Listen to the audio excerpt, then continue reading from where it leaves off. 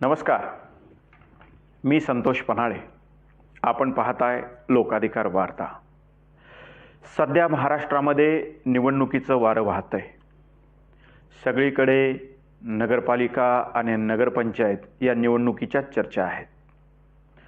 पण या सर्वांमध्ये एक नाव माध्यमांमध्ये खूप दिवसापासून चर्चिलं जात आहे. अनगर नगरपंचायत.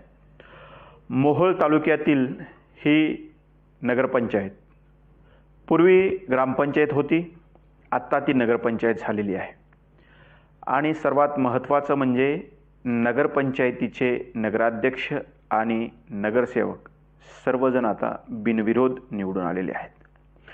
परंतु या नगरपंचायतीचं एवढं नाव महाराष्ट्रामध्ये का गाजतंय ते आपण या व्हिडिओच्या माध्यमातून पाहणार आहोत.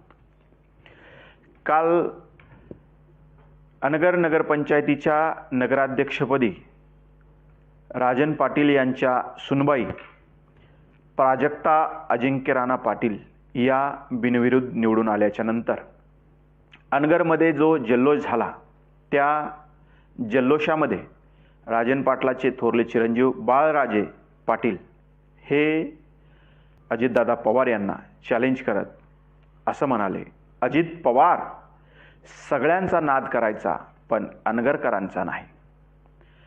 हे वाक्य महाराष्ट्रामध्ये इतकं प्रचंड व्हायरल झालंय की सगळीकडे या वाक्याची चर्चा होती. बाळराजे पाटील असं का बोलले हे आपण जाणून घेणार आहोत. बाळराजे पाटील म्हणजे राजन पाटलांचे थोरले चिरंजीव आणि अजिंक्य राणा पाटील हे आत्ता नगराध्यक्ष झालेल्या प्राजक्ता पाटील यांचे पती व राजन पाटलांचे धाकटे चिरंजीव. पूर्वी राजन पाटील म्हणजे अगदी 10-15 दिवसापूर्वी हे अजित पवारांच्या राष्ट्रवादी काँग्रेसमध्येच होते. परंतु निवडणुकीच्या काही दिवस अगोदरच त्यांनी राष्ट्रवादी काँग्रेस सोडली आणि भारतीय जनता पार्टीमध्ये प्रवेश केला. यामागेही एक स्टोरी आहे. प्रवेश करण्याच्या मागे ते सांगतात की राष्ट्रवादीमध्ये आमचा जाच होत होता. सध्या राष्ट्रवादीची सोलापूरची कमान ही जिल्हाध्यक्ष म्हणून उमेश पाटील यांच्याकडे आहे. उमेश पाटील हे राजन पाटलांचे विरोधक. मग राजन पाटलांना उमेश पाटलांचा वेळोवेळी होणारा विरोध आणि पक्षामध्ये डावलले जाण्याची भावना, या भावनेतूनच राजन पाटील आणि त्यांच्या दोन्ही मुलांनी भारतीय जनता पार्टीमध्ये प्रवेश केला. यासाठी सोलापूरचे पालकमंत्री जयकुमार गोरे यांनीही खूप प्रयत्न केला आहे. पण आत्ता अनगरचं नाव गाजण्यामागं आणखीन एक नाव आहे, ते म्हणजे उज्ज्वला थिटे. ज्या अनगरमध्ये कधीच निवडणुका झाल्या नव्हत्या त्या अनगरमध्ये म्हणजे 65 वर्षापासून अनगर ग्रामपंचायत ही बिनविरोध निवडून यायची. राजन पाटील जे म्हणतील तोच तिथला उमेदवार असायचा, तोच तिथला सरपंच असायचा. आणि आत्ता त्यांनी ज्यांना उमेदवार म्हणून घोषित केलं ते उमेदवार झालेले आहेत. अशा पद्धतीनं चालणारा हा कारभार उज्ज्वला थिटे या एका महिलेमुळे राजन पाटलांना चॅलेंज उभं राहिलं, आव्हान उभं राहिलं. उज्ज्वला थिटे एक विधवा महिला. त्यांनी राजन पाटलाच्या सुनेच्या विरोधामध्ये म्हणजे प्राजक्ता अजिंक्य राणा पाटील यांच्या विरोधामध्ये नगराध्यक्षपदासाठी फॉर्म भरला होता. परंतु काही तांत्रिक कारणामुळे असेल किंवा आणखीन काही असेल त्यांचा अर्ज बाद झाला. अर्ज भरण्यासाठीही त्यांना खूप मेहनत करावी लागली. म्हणजे अक्षरशः त्यांना पोलिसांचा फौजफाटा घेऊन अर्ज भरण्याच्या शेवटच्या दिवशी पहाटे 5 वाजता निवडणूक निर्णय अधिकाऱ्यांच्या कार्यालयामध्ये जावं लागलं. पोलिसांच्या पूर्ण सिक्युरिटीमध्ये त्यांनी आपला अर्ज दाखल केला होता. परंतु प्रचंड गाजावाजा करूनही त्यांचा अर्ज बाद झाला आणि त्यानंतर राजन पाटलांच्या सुनबाई म्हणजे अजिंक्य राणा पाटलांच्या पत्नी प्राजक्ता अजिंक्य राणा पाटील ह्या नगराध्यक्षपदी बिनविरोध निवडून आलेल्या आहेत. पण यामध्ये जल्लोष करत असताना निवडून आल्याच्या नंतरच्या जल्लोषामध्ये बाळराजे पाटील यांनी असा काही आविर्भाव दाखवला की महाराष्ट्राचे उपमुख्यमंत्री अजितदादा पवार यांना चॅलेंज केलं की अजित पवार, कोणाचाही नाद करायचा पण अनगरकरांचा नाद करायचा नाही. हे चॅलेंज केल्याच्या नंतर राजन पाटलांनी प्रतिक्रिया दिलेली आहे. ती प्रतिक्रिया काय आहे ते मी तुम्हाला सांगतो. राजन पाटील म्हणतात की माझ्या मुलाच्या तोंडून नकळत भावनेत उत्साहात जे अपशब्द गेलेत ते व्हायला नको होते.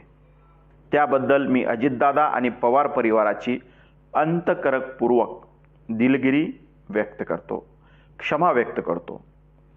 मोठ्या साहेबांच्या चरणी मी नतमस्तक होतो.